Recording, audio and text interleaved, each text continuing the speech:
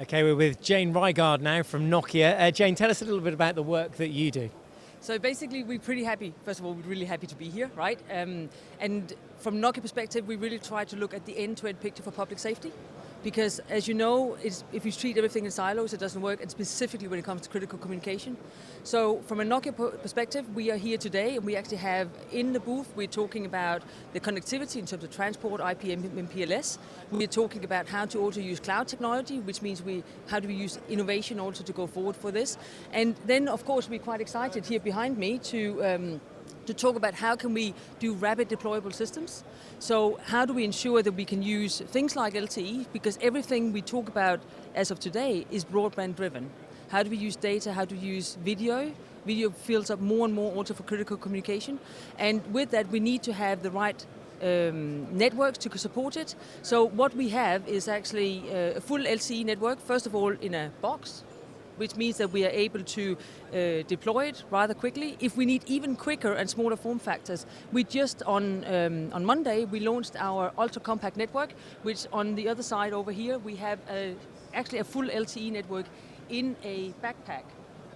All right, I see. Yes, all the way over here. We'll see if we can squeeze through past these gentlemen to do that. Excuse me, gents, we're just going to... Oh, there we go. That's what we're looking for. So basically in this, we have put in a full LTE network, which means the radio, the core, everything for up and running. Within 3 minutes, you can get a full network up and running for up to 400 users simultaneously, which means that you're able to do a very rapidly deployable solution. That's pretty impressive, and there we can see how easy it is to carry around and transport. 5 kilos, and you can get connectivity everywhere within 3 minutes.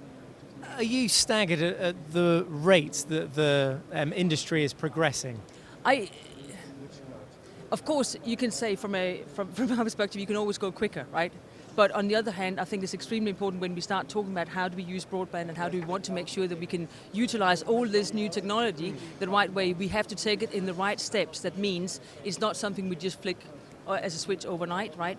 We need to be able to do it in the steps that the whole community takes the things with us, because we can't, it's lives we're talking about.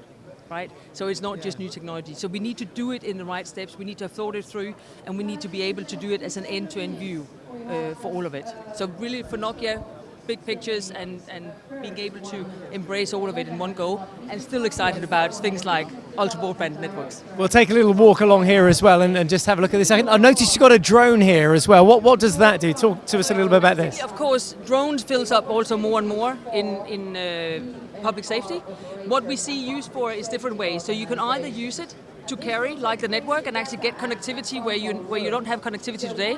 The other opportunity is that you use it, in this case, with a camera, and use it as part of a video feed, right? So what if you have an incident where you need to be able to survey what's happening on the other side of a building or higher up, where the drones can give you that video feed to increase the situational awareness of the situation, which means that the person in the command center actually has a 360-degree view of everything there is. Then there's other parts when it comes back to saying, can we use drones also to talk about non-flight zones? Can we actually use them in sort of enforcing other things as well? So there's quite many different usage of them, but the first steps here, what we're talking about, is really this situational awareness. How can we increase the knowledge and use every kind of feed that we have to make sure that we make the right decisions at the right time? And what sort of relationships are you looking to build over the next couple of days? Who do you want to speak to? Who are the people that you'd like to? Well, we're not. I would say we have. If I look at my personal meeting calendar, right, then it's basically, I would say, close to everybody, because of course we have operators, mobile operators, that is looking at how they can do overlay, also based on discussions from the UK about how they build networks. We have discussions with public safety agencies. We have discussions with system integrators. We have discussions with governments on how to do regulatory parts for it, and specifically when it comes to broadband, of course, how do we make sure the frequency allocations and all the things that comes with it is actually embedded in there. So I would say a very wide range, and of course all the colleagues in the industry in general. Yeah, well, you've got a very busy couple of days then. Fantastic. Well, thanks very much for taking the time to chat to us. You're welcome. Cheers. Thank you. Thank you.